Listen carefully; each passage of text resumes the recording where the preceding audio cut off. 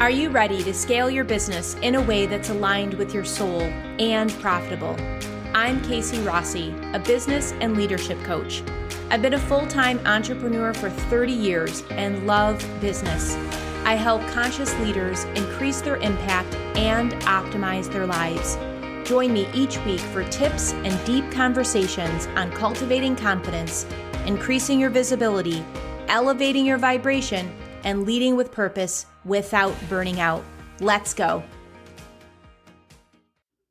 Hello, welcome back to the show. I am so excited that we have this opportunity to connect on a weekly basis. I hope that this episode finds you with a smile on your face. Today, we're going to be talking about busting out of your comfort zone to access exponential business growth. Doesn't that sound good? All right, so as entrepreneurs, we've agreed to take on additional risks and initial limitations, things like inconsistent income, no paid time off, or health insurance, or retirement funding, and you could even add on a few things to that list. Now, we've agreed to these things because of our deep desire for the rewards like freedom, unlimited potential, like being able to set our own hours, take time off when we want to or need to, and have creative flexibility and sovereignty. So why is it that many entrepreneurs get caught up in the trap of working in their business versus on their business? And we're going to talk about the difference, but this is really such an important distinguishing point because we work so very hard as entrepreneurs. Many times we're putting in more hours, especially in the first maybe 1, 2, 3, 4, 5 years even, until we kind of get that ramp up into the growth phase. But in the beginning, when we're building our business, we're putting a lot of hours in, and we're getting caught in that trap of working in our business versus on our business, which basically then we've just created a job for ourselves. And I know that if you're here and you're listening to this, that is not your end goal, right? To just craft another job for yourself and feel like you're punching a clock and it's really becoming a 9 to 5, or in some cases, a 9 to 9. That's not why we crafted our business. So let's get into the differences between that. You've probably heard that phrase before, working in your business versus working on your business. But let's talk about some of the key differences. Working in your business basically can be described in one word, and that one word is maintenance. Maintenance. There are daily admin tasks like email management, posting on social media, invoicing, sending newsletters, bookkeeping, organizing receipts, customer service, anything that has to do with formatting or even creating graphics. These tasks can and should be outsourced if you are a serious business owner focused on growing your business. So, and again, I know as a podcast listener that you are. That's why you're here. It is so easy to get caught up in this lane for a lot of different reasons. You know, you could be caught up in this because you have the belief or mindset that you can't afford to bring on team. But I think a lot of times we get caught up in this zone because it's our comfort zone. It doesn't usually stretch us.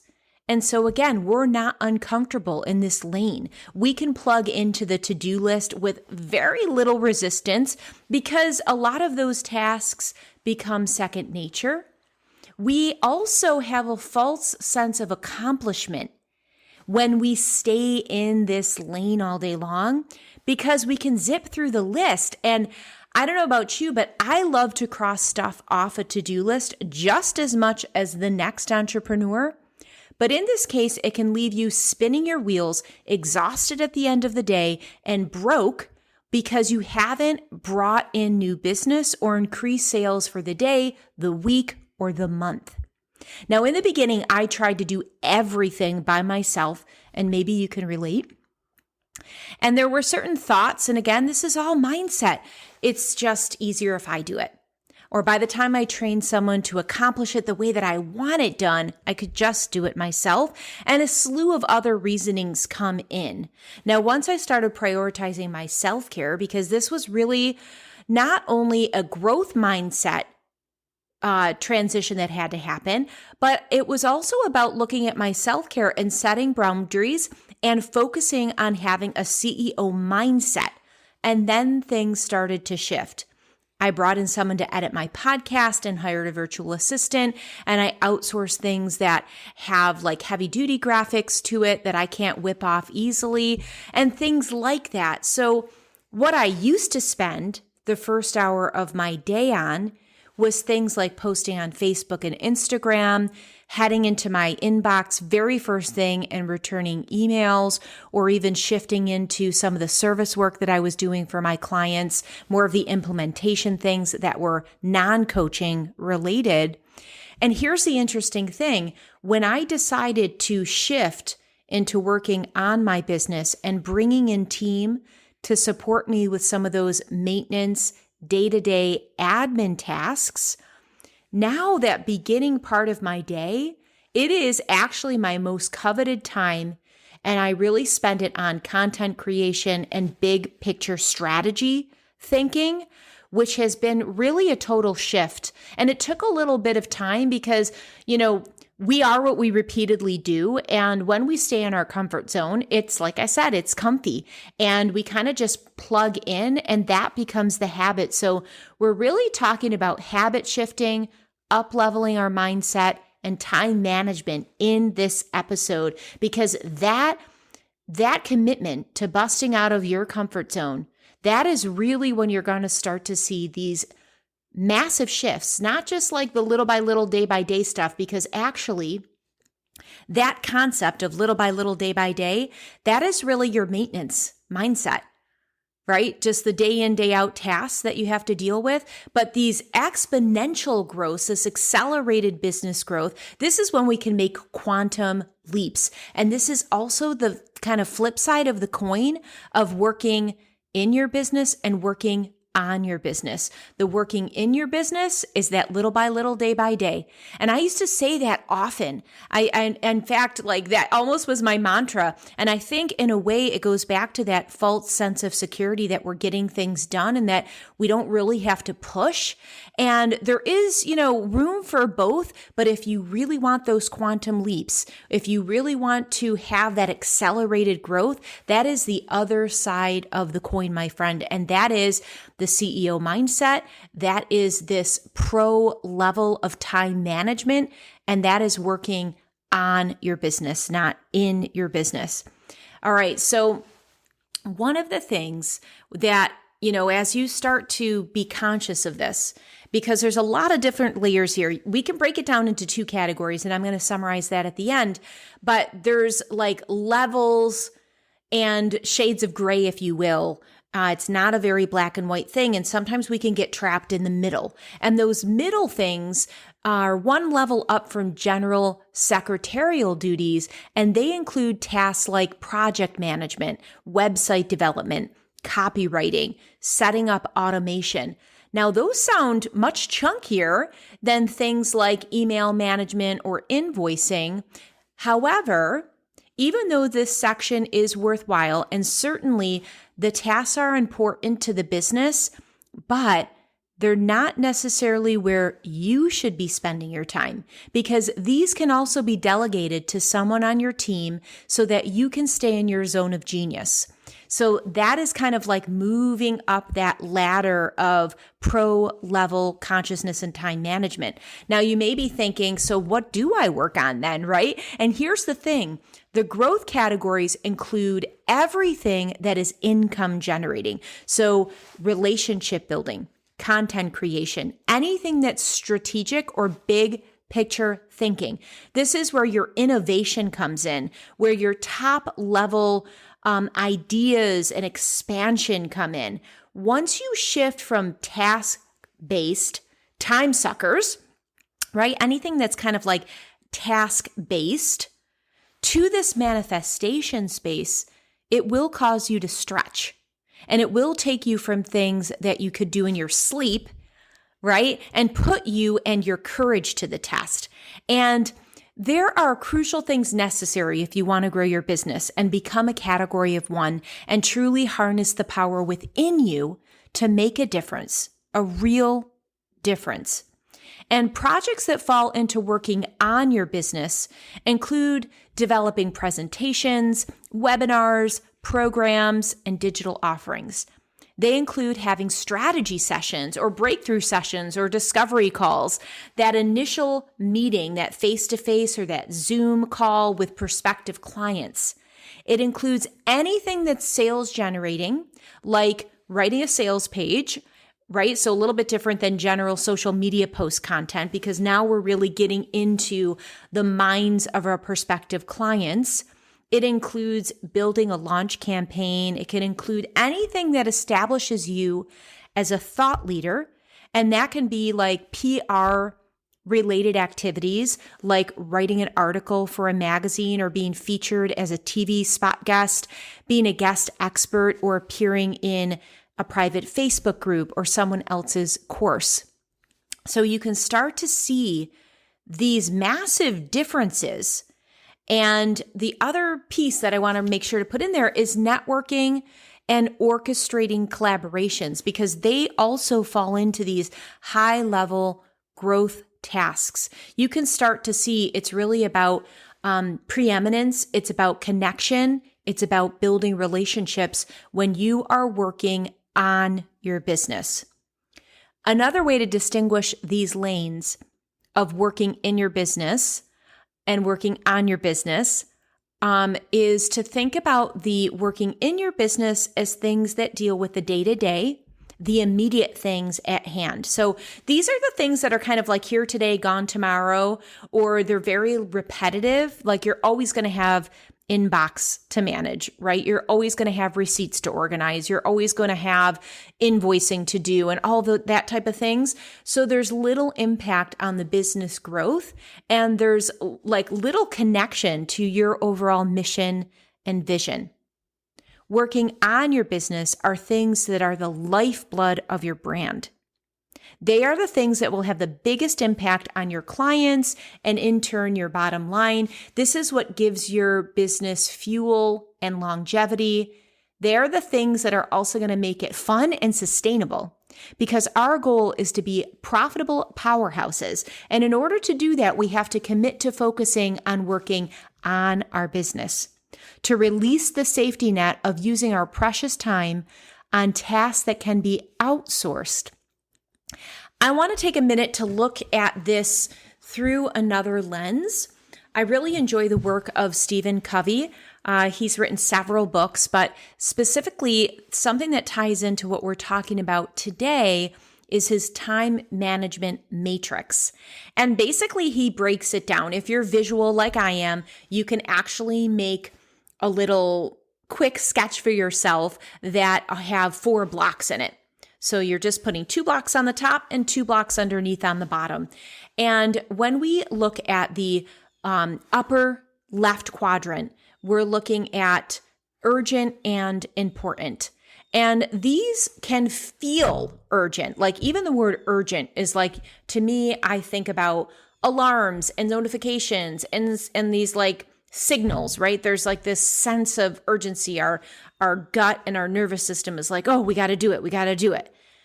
And they can be things like putting out daily fires or crisis management or dealing with conflict. So as business owners, we're going to have some of these in our life, in our day, that they're important, and they're urgent because they really need to happen. Now, maybe you have a delivery truck coming if you're a brick and mortar, or, maybe you have a pressing, quick call with one of your clients that needs, an immediate, connection with you, like whatever those are, that they're like these immediate urgencies. But when we look at the following quadrant right underneath that, that is the urgent and not important. And that's things like busy work and things that are not necessarily your emergency. I see this a lot with owners that get caught up with their employees' personal life drama. They don't have that boundary.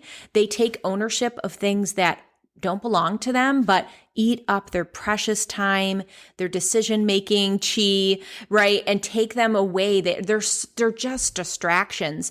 They're urgent, but not important. And they're not necessarily your urgency. So really important to make that distinguish. And you're going to conserve so much energy when you start to see the difference and detach from things that are not your emergency, right? So when we move over one, and this is on the bottom, they are the things that are not important, not urgent. And we can easily fall into this category. And I see this often, and you hear people talking about falling down the rabbit hole, losing a lot of hours from mindlessly scrolling on social media. But it can also be a category that is known to be called creative avoidance. And that really is like when we're endlessly tweaking our meme, right? And we do things in this category to minimize stress, but also to avoid. They are tasks that are not important and not urgent, but they kind of give our mind a little bit of a release, and we can lose a lot of time here.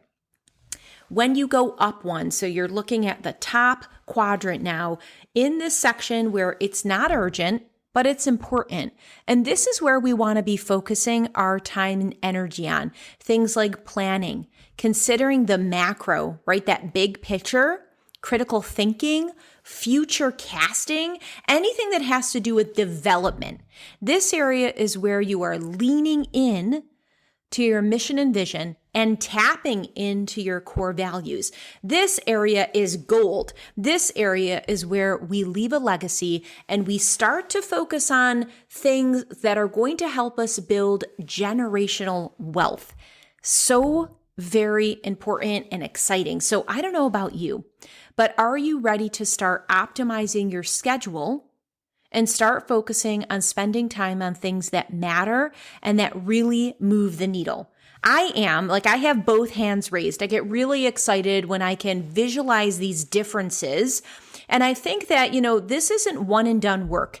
This is, even though we're mindful, we have to have a daily consciousness in order to create new habits and in order to practice these principles. Because one, just listening to the principles and having them click, that's great. But if we don't put it into our daily schedule and have these shifts so we can experience the results, then why bother, right? I always say that taking in information without actually putting in implementation is a waste of time. So one of the things here that I want to point out, which I'm sure you already know, but when we're making this shift, it will require discipline. It will require a mindset shift. It will require daily patience and practice and pushing yourself out of your comfort zone. Are you in? I want to be a place that holds space for female leaders and their unlimited potential, their unlimited success. And as always, to continue the conversation, you can head to my private Facebook group by the same name, Women Developing Brilliance, because there you will connect with other like minds and big hearts, women running soul-led businesses. I'll make sure to drop the link in the show notes so you can connect. All right, so to recap, we have two basic lanes. And I want to pause here for a minute. I actually changed locations because this morning I was recording at my office and there was so much road noise that I actually had to pack everything up, including my Blue Yeti microphone, and bring it over to my house where I can close the windows and have a lot of quiet. And I'm looking out my front door here and I have 1, 2, 3, 4, 5, 6, 7. There is almost 20 turkeys, beautiful, fat turkeys sitting outside of my window. And this has been such a joy this season. I have had so much turkey medicine coming into my daily life. And I really feel like that symbolism of flourishing and nurturing and like being patient to harvest abundance and just having this perseverance is such an indicator for being an entrepreneur and such a beautiful reminder. So I wanted to bring that turkey medicine in because it is right literally in front of my face when I am recording this for you. So I hope you get a transference of that inspiration and motivation that the turkeys continue to share with us. So I wanted to stop and have a little digression there because I think it's cool. All right, so to recap, we have two basic lanes. We have working in your business that includes day-to-day maintenance, admin tasks that of course have to be done, but they don't have to be done by you. These are things that you can and should outsource. And then we have the working on your business, tasks that focus on growth, income generating activities, big picture business development, things that only you as the visionary leader and CEO that you are can take care of. Now, we don't want to outsource these items because we are the brand, the heart, and the soul of our company. And these things need our fingerprint on them because people are attracted to our energy and enthusiasm. Now, here's actually another way to determine if you're in the right zone. Is your individual energy really a part of what you're doing? Like, is it in there somewhere? Now, if you're formatting a blog or sending out an invoice, those are very black and white tasks. You don't really feel a vibe because those are more nuts and bolts and admin things. However, on the flip side, giving something like a speech, going to a networking event, or building collaborations in order to be successful has to have our fingerprint on it. It has to have your moxie, your energy, your enthusiasm behind it, because this is where your brilliance shines. So that's another really quick litmus test to see if you are focusing your time and energy in the right zone. So my friend, I hope this helps you. I hope you took a few notes because this is about busting out of your comfort zone. It's about committing to shedding the old ways of staying in the hourly task zone and expanding into high-level pro-time management. Because when you hover here, when you hover in this working on your business stage, this is where you're going to see exponential growth in your business. It's also going to help you push out of your comfort zone, which to me is all about personal development. It's about honing your process, honing your system, expanding your mind, putting in that growth mindset.